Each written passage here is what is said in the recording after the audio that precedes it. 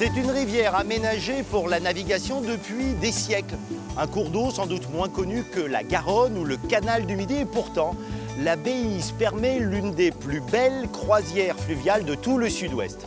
Aujourd'hui, nous vous invitons à embarquer avec nous pour profiter des paysages, découvrir l'histoire de cette partie du Lot-et-Garonne marquée notamment par Henri IV, mais plus encore pour débusquer le fameux esprit gascon, cap sur le pays d'Albret au fil de la Béise.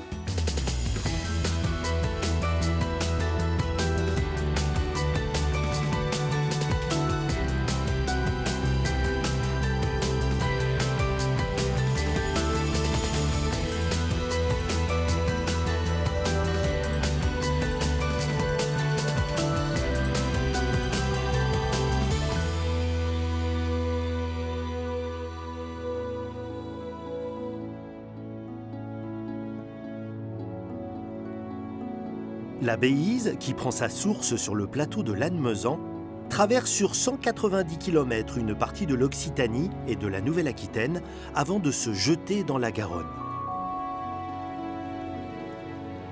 Comme beaucoup de plaisanciers, c'est au port de Buzet que nous embarquons pour une croisière touristique et historique.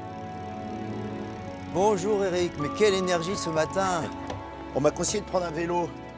Le vélo, c'est excellent et une autre façon, autrement, de découvrir la Béise. C'est notre embarcation pour aujourd'hui alors. Tout à fait. C'est un château sur l'eau, dis donc. Super. Allez. Voilà les lieux. Magnifique. Tout le confort. Contrairement aux canaux longilignes, la Béise est une rivière au tracé chaloupé, et c'est là tout son charme. De jolies courbes qui révèlent des points de vue, des ouvrages d'art, racontant comment, en Lot-et-Garonne, les hommes ont cherché à apprivoiser les cours d'eau. Et là, Eric, on va passer sous le pont-canal. Le canal est au-dessus de la Béise, puisque de temps en temps, les deux se croisent. Et c'est un bel exemple d'une architecture fluviale du 19e siècle. Là, c'est quand même deux cours d'eau qui se croisent l'un au-dessus de l'autre. Et oui, de temps en temps, les cours d'eau se croisent. Les montagnes ne se croisent pas, mais les cours d'eau parfois. Donc là, au-dessus de nous, il y a de l'eau et il peut y avoir des bateaux qui passent. Tout à fait. Et alors ceux qui passent, ils peuvent aller rejoindre le canal du Midi, aller jusqu'à la Méditerranée. En effet, c'est la route. Ah. La Béise, ou l'éloge de la lenteur. Vitesse limitée, passage d'écluses. On a tout le temps d'admirer les paysages, les villages de caractère, comme la Bastide de Viane. Sans oublier des monuments qui sont habituellement invisibles. C'est un beau château, hein, imposant là. Imposant un château dénommé par Henri IV lui-même, Trinqueléon, de Trinqueléon. Et ce château... C'est obligatoirement vrai ce que tu me racontes. Oh, c'est une vérité gasconne. Voilà. Et le château est toujours dans la famille de Batz de Trinqueléon, la famille de D'Artagnan. Ah oui. Tout à fait. Batz de Trinqueléon. C'est le nom de famille de la... Du vrai D'Artagnan. Le vrai D'Artagnan. Le vrai D'Artagnan. On a peut-être du mal à se rendre compte à quel point il y avait de l'activité sur cette rivière auparavant. Dès l'Antiquité, la rivière a été utilisée pour le transport des marchandises. Ensuite, évidemment, la navigation s'est accélérée au XVIIe, au XVIIIe et au XIXe siècle, avec des quantités de marchandises transportées très importantes, comme le vin, l'armagnac, bien sûr, mais aussi la farine exportée dans nos colonies d'Amérique, notamment à Haïti, Saint-Domingue. C'est pourquoi les marchandises transitaient par la Béise, ensuite par la Garonne, avant que le canal ne soit construit, et pour arriver bien sûr, au port de la Lune, à Bordeaux. Pour vraiment tirer profit de cette rivière, il a fallu un moment l'aménager, parce qu'elle descend des montagnes, elle peut être un peu capricieuse, quoi. Elle l'est souvent, mais il a fallu aménager des écluses à la place des petits barrages qu'on appelait des passélis, et pour la rendre navigable sur le long cours. Henri IV, le premier, a commencé à installer des écluses qui ont été inventées par le célébrissime. C'est Léonard de Vinci. Bravo, bravo. Et ensuite, améliorées au XIXe siècle. Ça a pris du temps, mais toutes ces écluses ont été opérationnelles autour de 1830, à l'époque où Haussmann a été un moment sous-préfet. Avant d'être à Paris, il est ici. Absolument.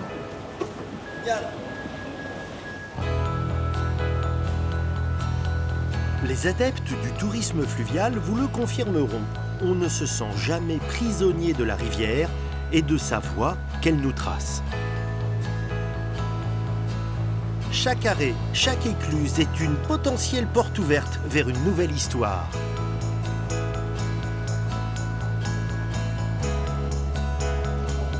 Merci beaucoup. Je t'en prie. Bon, à tout à l'heure. À tout à l'heure. Et les chemins de traverse peuvent mener à des lieux hors du commun, comme le moulin des Tours de Barbaste. À tout à l'heure.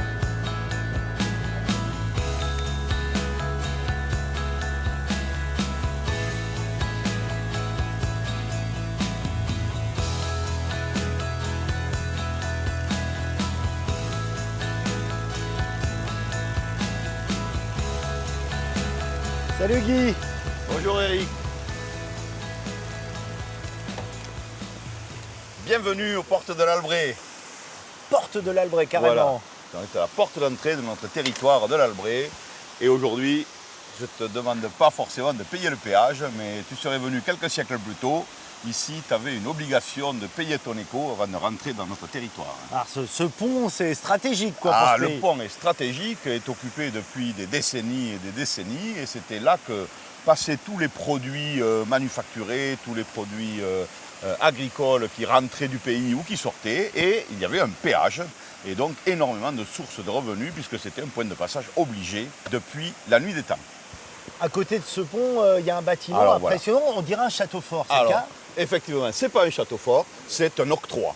Donc, moulin fortifié, puisque les parties hautes sont pour les soldats, pour garder, il y avait donc des archers qui surveillaient le passage et ils gardaient l'argent de la trésorerie du pont. Et tout le bas, sur la rivière, avec la fonction moulin et moulin banal. C'était un moulin où les habitants de cette seigneurie étaient obligés d'aller faire moudre leurs grains pour faire la farine et payer de l'argent supplémentaire. Donc c'est un moulin fortifié. C'est assez rare quand même de voir un moulin qui est fortifié. Alors, il y a quelques exemples de moulins fortifiés, notamment il y en a en Gironde, Bagasse et d'autres, mais je pense, sans chauvinisme, que c'est le plus beau d'Aquitaine, voire peut-être davantage.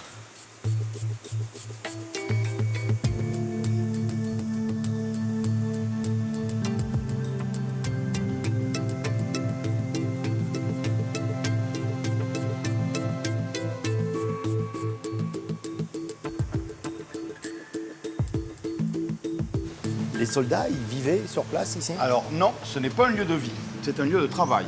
Au rez-de-chaussée, les meuniers, donc ils travaillaient tout le travail du grain et de la farine, et à l'étage, à peu près par ici, les soldats donc, qui étaient chargés donc, de conserver l'argent du péage, et ce n'est pas un lieu de vie. Voilà, l'escalier dans l'épaisseur du mur. Là, on se croit vraiment dans un château fort, c'est impressionnant. Ah oui. Ah. Bon, on arrive bientôt au but. Encore un petit effort et tu auras droit à une vue sublime depuis là-haut. Alors là, tu as une chance extraordinaire. D'habitude, les touristes ne peuvent pas venir là-haut. Les conditions de sécurité ne sont pas aux dernières normes. Mais t'inquiète pas, C'est rassurant. tu ne risques rien. Je pousse la porte là, Guy? Oui, vas-y, on va. Voilà. Ah, c'est de la lumière. Oh, oh. Que la lumière fute. Ah. Ah. Oh, le point de vue. Et nous voilà au sommet du moulin des Tours.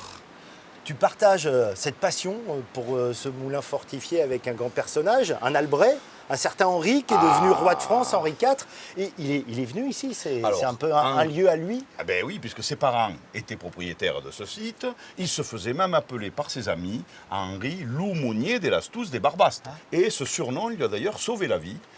En 1596, il était encerclé, il était assailli dans son château, et un soldat gascon, qui était dans l'armée catholique, a vu sur les remparts du château, il a vu son roi, donc son roi Bernet, et il lui a crié « Hey, Loumonier de las Tous des Barbastes, prenne garde à toi que la gato va se gatuat ».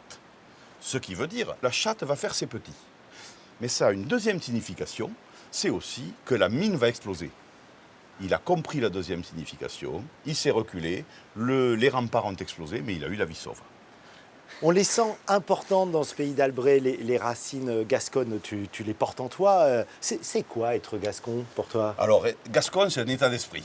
Gascogne, c'est le bien vivre, le bien manger, la fête, c'est l'accueil gascon, c'est la faconne de Gascogne. Alors, il paraît qu'on n'a pas toujours bonne réputation, il y a les promesses de Gascogne, mais c'est que des fois, on est un peu long à tenir les promesses, mais on les tient quand même si c'est pas tout de suite et forcément à la date prévue.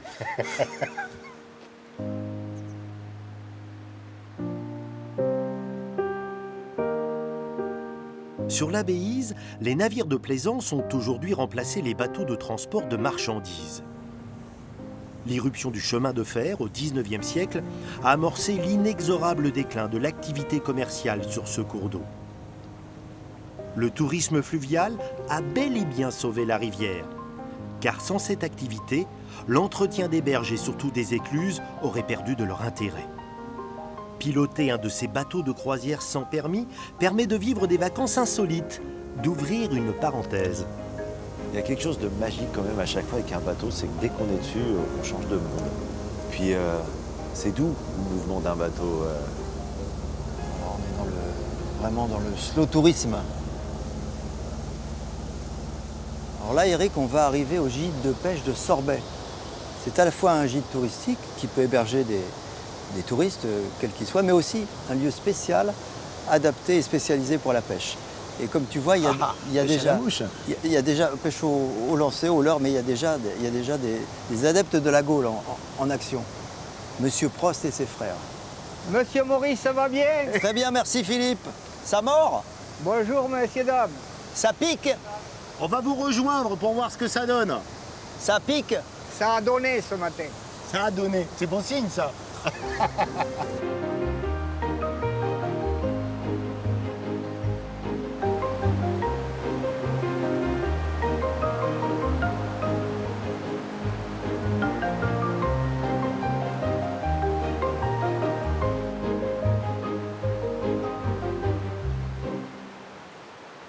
Maurice m'a dit que si je voulais rencontrer les meilleurs pêcheurs, Oui. il fallait que je vienne vous voir, Philippe, avec vos frères. C'est gentil. Et ça fait combien de temps que vous pêchez ici? Oh, ici, ça va faire, moi, étant gamin, j'ai 77 ans. Alors imaginez-vous qu'à 6 ans et 7 ans, on pêchait. Alors j'ai vu l'un de vos frères là, Oui, qui était au milieu du barrage. Oui. Faut du courage pour aller là, parce que Oh, c'est un peu casse-gueule quand même. Non, entre oui, nous. mais oui, il faut connaître le barrage Eh. mais savoir où on met les pieds. C'est comme tout, c'est comme sur la glace. Parce que des fois, si vous mettez le pied là où il ne faut pas, il y a le bonhomme et la canne qui s'en va. Et c'est le bain. Connaître, c'est le mot. Et vous connaissez quand même merveilleusement bien cet endroit. Ça me fait plaisir quand il y a des locataires, des trucs, qui me demandent s'ils peuvent pêcher, où il faut pêcher. Si je peux les initier, je connais quand même toutes les combines. Je les initie, ils sont contents. En général, ils ne partent pas déçus. Alors vous parlez de locataire parce que derrière là, c'est un gîte, mais en fait, gîte. Cet endroit à l'origine, c'était Et quoi voilà, pour vous? c'est nous, la maison d'habitation. C'est-à-dire que c'est là que vous avez été élevé gamin? Voilà, gamin. Mes parents sont arrivés dans les années 36. Maman était éclusière. Donc et alors, toute votre enfance elle a été au ici. bord de la Béise. On se baignait ici, vous voyez là. Le week-end, il y avait tous les voisins, tous les villages du quartier qui venaient se baigner ici. Les gens de la rivière, c'était quoi, une communauté? Vous connaissiez tous? On se connaissait tous. Ouais. J'aimerais que vous me montriez votre Gaule, parce que ça, à mon avis, ça s'achète pas en magasin, quoi. Hein. Non, mais ça, c'est une ancienne, ça, c'est une des plus vieilles. C'est fabriqué maison, ça, non? Ça, c'est fabriqué presque maison, oui. Mais ça marche. Mais ça marche. Tout marche à condition d'y mettre ce qu'il faut au bout.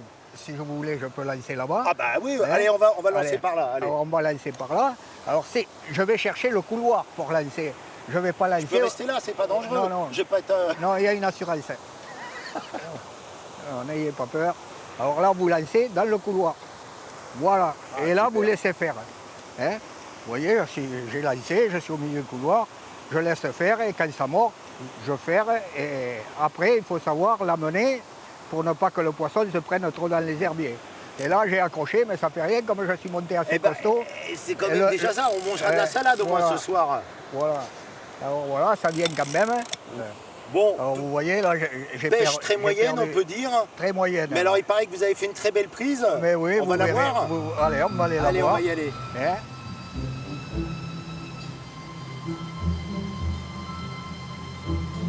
Qu'est-ce que c'est que cet engin? Eh bien ça, c'est un cire pêché il y a 1 heure.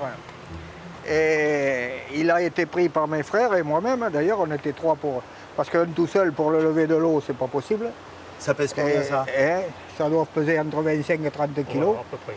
On dirait presque un monstre hein, quand même, avec sa gueule. Ça Vous mange voyez, quoi ça? Ça a une gueule, ça mange le poisson qui fait 20-30 cm, Ah ouais. ça mange les anguilles, ça fait tout. J'ai vu des jolies choses hein, le long de la Béise, les tours de Barbaste, des belles c'est écluses, joli, mais vous faites partie des belles rencontres, je voulais vous dire. C'est un vrai bon moment à passer avec vous. Ça fait plaisir d'entendre dire.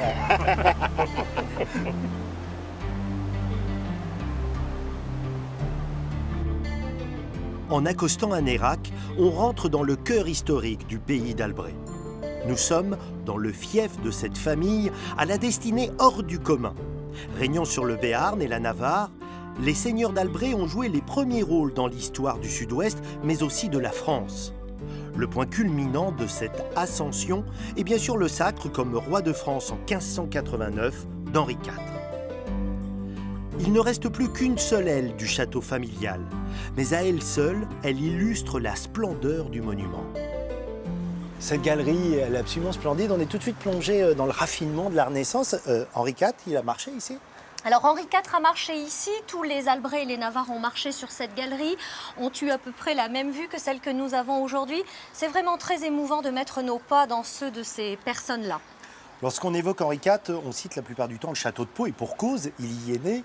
Mais Nérac est également très important. Alors Nérac est vraiment très important parce qu'à partir de 1565, Henri de Navarre va venir à Nérac et les 24 années, il a 12 ans à peu près, et les 24 années qui vont suivre, eh bien, verront ses visites très très régulières et d'ailleurs, il va faire de Nérac sa cour politique et protestante, donc c'est vraiment un lieu extrêmement important. Le château de Nérac était au centre d'un vaste domaine qui s'étendait le long de la Béise. Ce charmant pavillon, aménagé pour les bains du roi, faisait face au parc royal de la Garenne.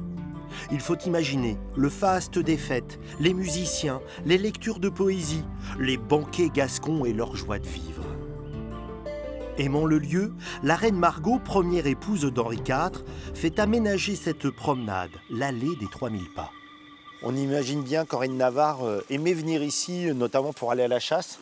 Alors la chasse, effectivement, mais ce n'est pas tout, parce que Navarre était roi dans l'art de la séduction et il était roi dans l'art de conter Fleurette. Et nous avons ici la statue de Fleurette, qui était la fille du jardinier du roi de Navarre.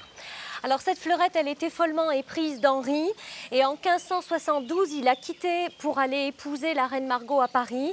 Et la légende raconte que, folle de désespoir, elle se serait noyée dans les eaux de la rivière. C'est l'origine de l'expression conter Fleurette. Et même du terme anglais flirter, puisque Shakespeare serait venu à Nérac et aurait connu la Garenne, qu'il nous raconte dans un ouvrage qui s'appelle Peine d'amour perdu. L'histoire de Nérac est d'une richesse insoupçonnée. Car avant d'être la capitale politique d'Henri de Navarre, la ville fut une capitale religieuse avec Jeanne d'Albret, convertie au protestantisme. Mais aussi, dès le XVe siècle, un foyer artistique et littéraire avec Marguerite d'Angoulême, sœur de François Ier, considérée comme la première femme de lettres française.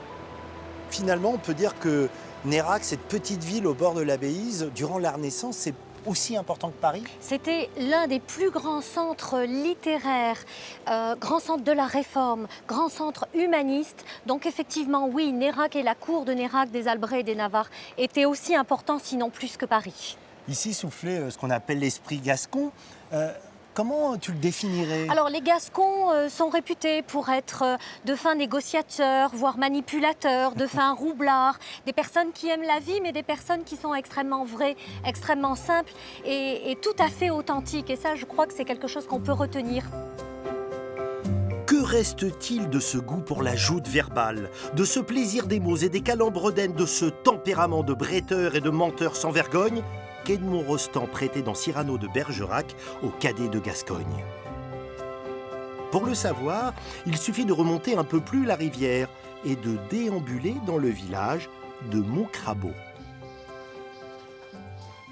Et là, qu'est-ce qu'il y a derrière ces grilles, Gilles? Ah ben là, on est devant la prison royale du XVIe siècle et on a le crâne d'Henri IV, enfant. On a le crâne de Ravaillac et on a l'arme avec laquelle le maton qui gardait Ravaillac a tué Ravaillac. C'était l'arme Agnac. Tu dis ça avec tellement de sérieux que je suis déstabilisé, je dois te dire. Bon, à cette époque-là, je n'y étais pas. Pas encore, mais moi, j'ai toujours vu le crâne d'Henri IV enfant ici à Montcrabeau. Personne, aucun historien, personne n'a essayé de le rechercher. Alors ça signifie que quelqu'un d'autre a le crâne d'Henri IV adulte alors? Adulte, et il le cherche encore même. Tandis que moi, ici à Montcrabeau, j'ai le crâne d'Henri IV enfant. Vérité vraie. Vérité vraie, évidemment, évidemment. Ah, c'est quoi la raison d'être voilà, de tout Mais ça? Montcrabeau, c'est un village atypique, c'est la capitale mondiale des menteurs. À Montcrabeau, on a fait du mensonge un art royal. Une fois par an, les illustres membres de l'Académie des menteurs, qui, soit dit en passant, comptent autant de femmes que d'hommes, entament une procession solennelle pour élire leur nouveau roi. Une tradition qui remonte au XVIIIe siècle. Habitués à se raconter des histoires plus ou moins réelles, les bourgeois du village eurent l'idée de célébrer chaque année celui ou celle qui inventait la plus belle menterie. Nous assistons à la répétition du concours qui attire chaque premier dimanche d'août des milliers de spectateurs. Petit extrait. Je ne sais pas si vous le savez, à Montcrabeau, dans 15 jours, on va vendre du foie gras. Mais du foie gras d'autruche. Pourquoi? Parce que les Montcrabelais ont réussi à accoupler le canard sauvage des Landes avec une autruche. Et vous allez me dire pourquoi le canard sauvage des Landes? Tout simplement parce que c'est le seul canard capable de courir avec des échasses. Coup de pistolet, l'autruche se met à partir, il court pendant 400 mètres. Et comme vous le savez, sûrement, au bout de 300-350 mètres, l'autruche, sûrement par pudeur, s'arrête net, met la tête dans la terre, et vous avez compris, c'est cet instant-là que le canard a choisi pour que le mystère de la nature s'accomplisse. Merci beaucoup.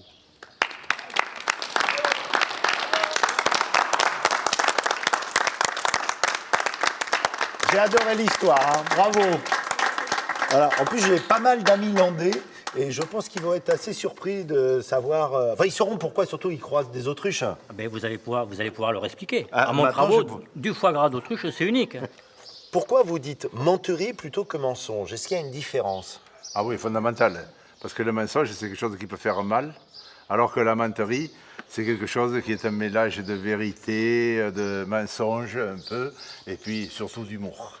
Vous voulez pas blesser, c'est ça l'idée, c'est vous amuser mais pas blesser. Exactement. Il faut que ce soit une histoire qui puisse être entendue par tout le monde, qui ne parle pas de politique, de religion. Et c'est ça qui fait une très très très bonne menterie. Derrière moi, il y a le monument, on va dire c'est le plus important de toute la Nouvelle-Aquitaine, le trône des menteurs. Je peux m'asseoir ou pas? Oui. C'est climatisé, c'est rafraîchissant, là, vous allez voir. Est-ce qu'en tant que journaliste, j'ai une légitimité à m'asseoir sur le trône des menteurs? Et tout à fait, puisque en fait, tous les journalistes, tous les hommes politiques, les avocats, les chirurgiens dentistes et même les météorologues sont attributaires de droit du diplôme de menteur de Montcrabeau, à condition de venir le valider le jour du chapitre annuel, c'est-à-dire le premier dimanche d'août. Alors, appel et avis aux candidats, Académie des menteurs, 47-600 à Montcrabeau. Bon, je pense que j'aimerais bien prêter serment, le serment des menteurs. Alors, est-ce que quelqu'un peut me le dire que je le prête correctement? Alors, c'est simple. Déjà, il faut monter sur le fauteuil, baiser la pierre de vérité, 1748. Il paraît que baiser, ça vient de la Baïse. Hein. Ils avaient Pareil, oublié le tréma et voilà, oui, c'est ça vient de là, ouais. c'est pour ça que j'ai utilisé le mot à bon escient. Alors, vous pouvez monter. Je monte? Oui, vous embrassez la pierre de vérité. Vous entendu, retournez, vous oui. levez la main droite. Je jure de travestir la vérité. Je jure de travestir la vérité. Toute la vérité, rien que la vérité. Toute la vérité, rien que la vérité. Je le jure. Je le jure.